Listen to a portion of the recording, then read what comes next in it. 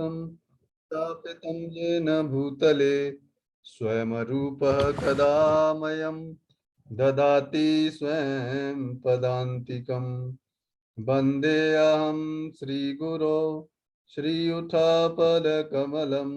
श्रीगुरुन् वैष्णवां च श्रीरूपं साग्रजातं सहिगण रघुनाथवितं तं सजीवं साधुवैतं सावधूतं परिजनसहितं कृष्णचैतन्यदेवं श्रीराधा कृष्णपादान् सहिगण ललिता श्रीविशाखान्वितं च हे कृष्ण करुणा सिंधु दीनबंधो जगतपते गोपेश गोपिका कांत राधा कांत नमोस्तुते तप्त कांचन गौरांगी राधे वृंदावनेश्वरी वृषभानुसुते देवी प्रणमामि हरिप्रिये वाञ्छाकल्पतरुभ्यश्च कृपा सिन्धुभ्येव च पतितानां पावनेभ्यो वैष्णवेभ्यो नमो नमः। जय श्री कृष्ण चैतन्य प्रभु नित्यानंद श्री अद्वैत गदाधर श्रीवासादि गौरभक्त वृंद। हरे कृष्णा कृष्ण कृष्णा हरे हरे हरे राम राम राम हरे हरे। हरे कृष्णा। तो आपका हार्दिक स्वागत इस भगवत गीता के सेशन में। तो अभी तक हम भगवत गीता के पहले चैप्टर पे चर्चा कर रहे हैं और पहले चैप्टर में हम 11वें श्लोक तक हम चर्चा कर चुके हैं। 11वें श्लोक से आगे की चर्चा इस प्रकार से है और इसमें आज हम डिस्कस करेंगे कि हमें जीवन में कैसे स्टेबल रहना चाहिए जिंदगी में, जिससे कि हम अच्छी तरीके से विदाउट डिस्टर्ब हुए इस जीवन को जी सकते हैं। ठीक है ना। तो आइए मैं आपको स्क्रीन शेयर करता हूँ, फिर इस श्लोक पर चर्चा करते हैं। हरे कृष्ण। हरे कृष्णा।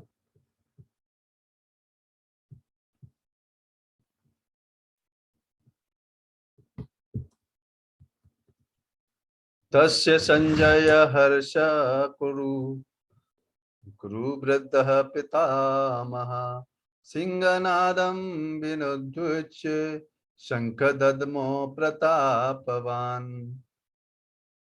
तस्य मीन्स उनका, संजनयन बढ़ाते हुए, हर्षम हर्ष, कुरु वृद्ध कुरु के वयोवृद्ध भीष्म, पितामह पितामह तथा बाबा, सिंहनादम सिंह की सी गर्जना, विनद्य गरज कर, उच्च है उच्च स्वर से, शंखम शंख, दद्मो बजाया, प्रतापवान बलशाली।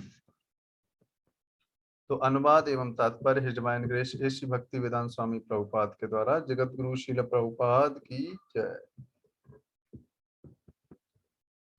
तब कुरु वंश के वयोवृद्ध परम प्रतापी एवं वृद्ध पितामह ने सिंह गर्जना की सी ध्वनि करने वाले अपने शंख को उच्च स्वर से बजाया, जिससे दुर्योधन को हर्ष हुआ।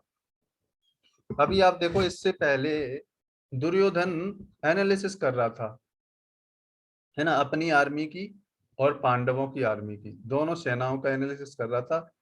अब इस 12वें श्लोक में क्या हुआ, भीष्म पितामह जो कि कौरवों की तरफ है, भीष्म पितामह ने शंख बजाया और भीष्म पितामह सबसे बहुत शक्तिशाली योद्धा हैं कौरवों की साइड में, और पांडवों की सेना में भी उनका कोई सामना करने वाला नहीं है। तो जब शंख बजाया उन्होंने, तो दुर्योधन को हर्ष हुआ, है ना, दुर्योधन खुश हो रहा है।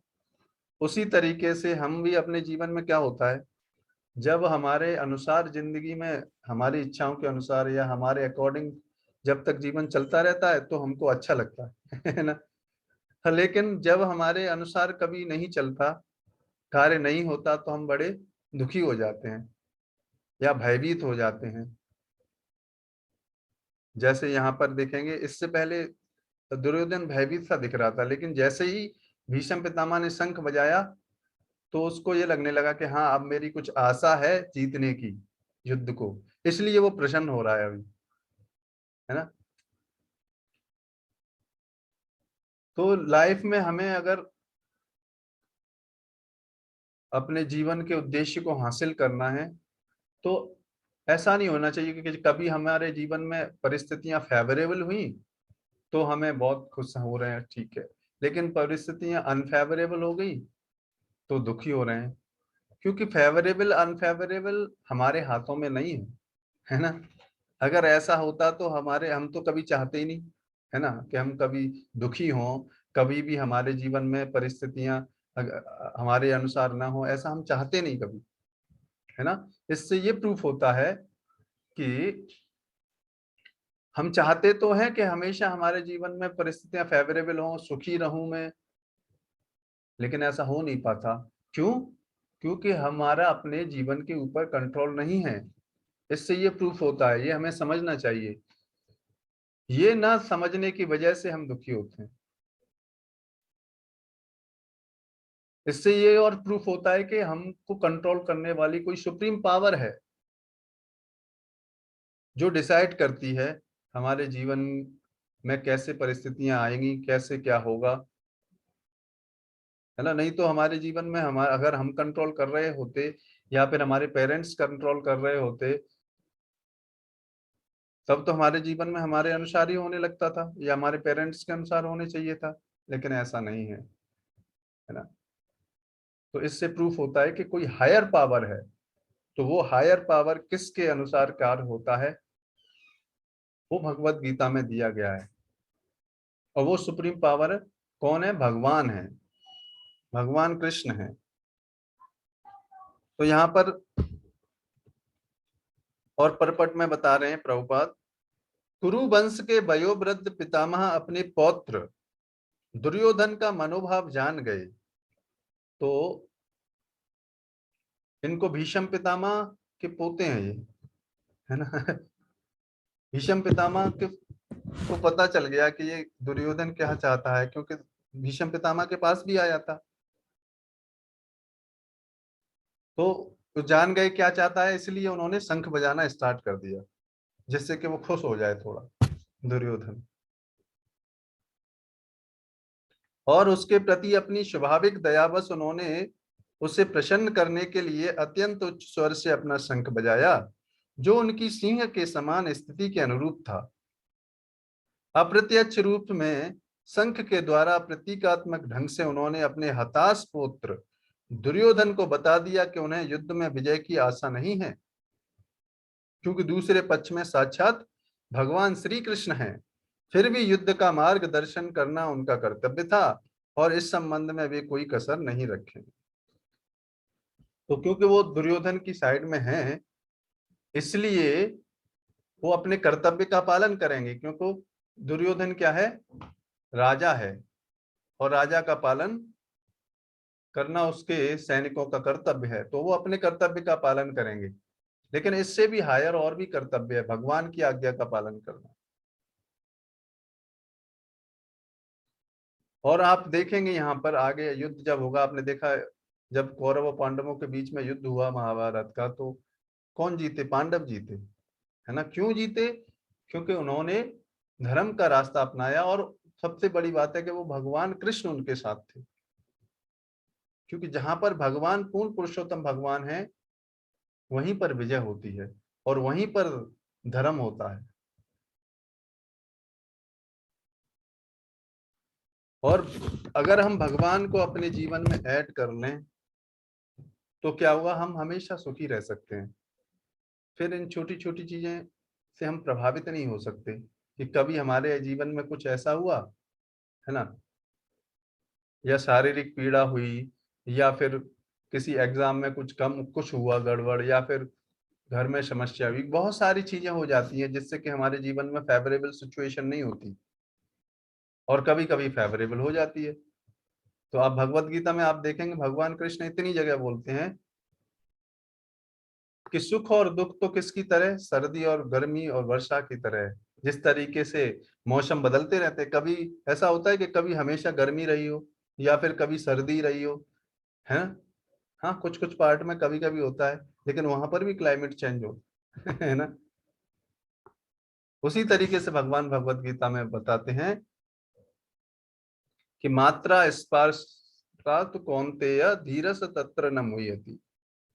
कि जो धीर धीर मनुष्य होता है उसके जीवन में सुख और दुख आते हैं, लेकिन वो इनसे प्रभावित नहीं होता। क्यों नहीं होता? क्योंकि उसे पता है कि मुझे जीवन में करना क्या है।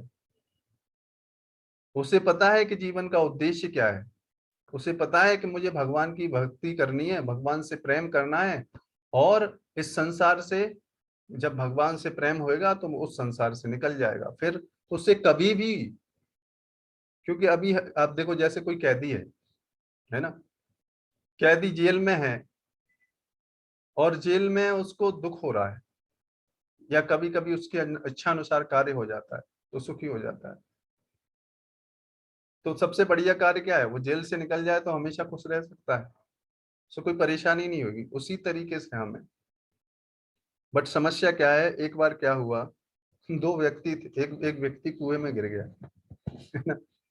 तो कुएं में गिर गया, पानी था उसमें, तो थोड़ी देर के लिए उसमें जैसे मच्छर वच्छर काट रहे थे वहां पे।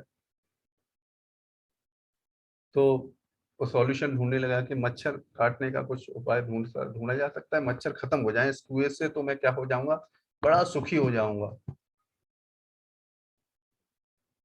अब फिर क्या हुआ, दूसरी तरफ थोड़ी देर बाद एक और व्यक्ति उसमें कुएं में गिर गया। अब क्या हुआ, दो व्यक्ति हो गए अब दो व्यक्ति कुएं, तो एक तो पहले मच्छर की समस्या थी, अब दूसरा व्यक्ति आ गया, तो अब दूसरे व्यक्ति का समस्या हो गया कि बोले देखो ये हमारी लाइन है, इस लाइन के इधर नहीं आने का आप इधर नहीं आना और आप मेरे हिस्से में नहीं आना। दोनों में झगड़े होने लगे। पहले मच्छरों की प्रॉब्लम थी, अब दूसरे व्यक्ति की वजह से समस्या स्टार्ट हो गई।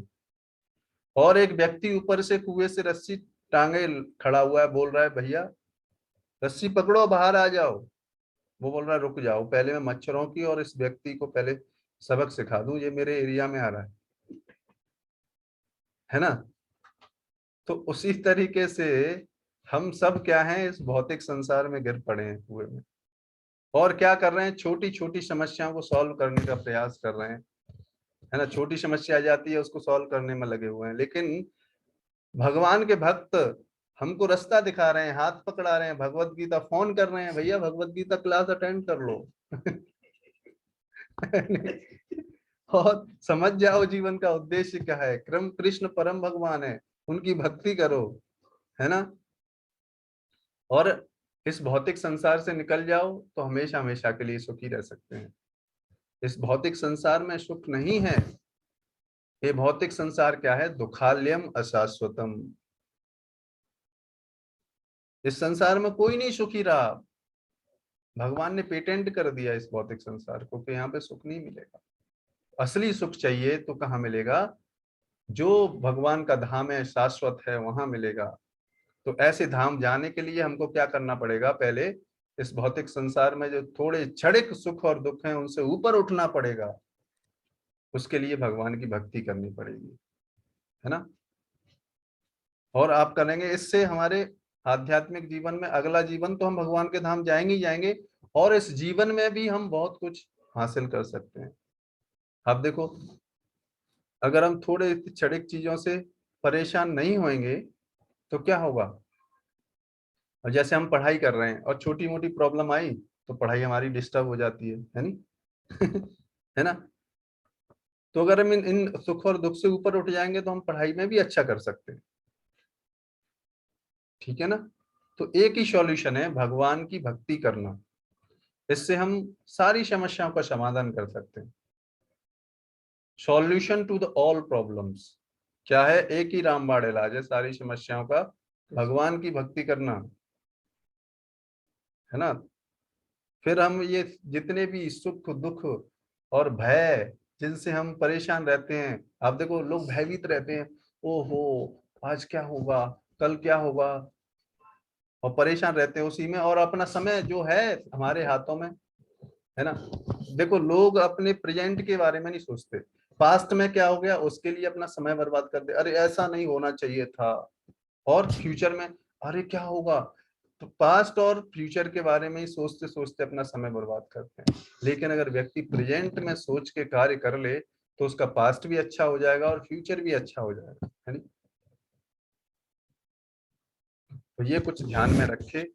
अभी जो करंट स्थिति में हमें जो बताया जा रहा है, ये जो भगवत गीता का जो ज्ञान है हमें जो मिल रहा है, ये इस संसार की किसी बड़ी से बड़ी यूनिवर्सिटी में भी नहीं मिलने वाला, आपको करोड़ों रुपए खर्च करने के बाद भी नहीं मिलने वाला ये ज्ञान, है ना। आपको फ्री में भगवान के भक्त बोल रहे हैं भाई सुन लो और इस संसार से निकल जाओ, तो इसका वैल्यू समझो है ना। ठीक है, तो अगर हमें एक चीज का हमें क्या करना है, इस छोटे मोटे सुख और दुख हैं उनसे ऊपर उठना है, और हमारे जीवन का जो उद्देश्य है उसके लिए हमेशा तत्पर रह के कार्य करना है। हमारे जीवन का उद्देश्य क्या है, भगवान कृष्ण की भक्ति करना। भक्ति करेंगे तो यहाँ इस संसार से निकल पाएंगे। ठीक है, तो आज हम इस सेशन को यहीं विराम करेंगे, कल 13वें श्लोक की आगे की चर्चा हम कल करेंगे। ठीक है, आप सभी भक्तों का बहुत बहुत धन्यवाद। अगर किसी का कोई प्रश्न हो तो आप पूछ सकते हैं अनम्यूट करके, अभी हमारे पास समय है, कोई भी प्रश्न हो। हरे कृष्णा, रितेश प्रभु आपका कोई प्रश्न है? हरे कृष्णा प्रभु जी। हरे कृष्णा रितेश प्रभु।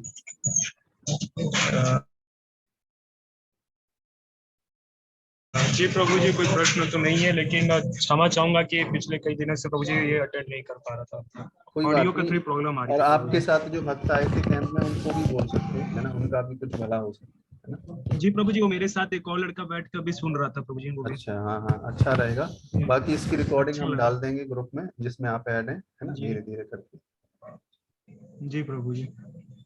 ठीक है, और आज काफी नए भक्त भी जुड़े हैं, तो उनका हार्दिक स्वागत। और ये क्लास हर डेली, है ना, 8:30 बजे होती है ना, प्रभु जी का आदेश है, आनंद प्रभु जी का। तो आप सब भक्त इसका फायदा उठा सकते हैं, है ना। भगवत गीता का जो बहुमूल्य ज्ञान है, आपके पास इस संसार का कितना भी करोड़ों रुपए खर्च कर देंगे फिर भी नहीं मिलेगा, है ना। तो इसका फायदा उठाइए और जीवन में खुश रहिए, है ना, हम सब खुश रहना चाहते हैं ना, इस ज्ञान के माध्यम से हम खुश हो पाएंगे। ठीक है, हरे कृष्णा। हरे कृष्णा। ठीक है, फिर मिलेंगे कल 8:30 बजे, तब तक के लिए हरे कृष्णा। आप सभी भक्तों का बहुत बहुत धन्यवाद। हरे कृष्णा प्रभु जी, दंडवत हरे प्रणाम। Krishna all the devotees. ठीक है, कल मिलेंगे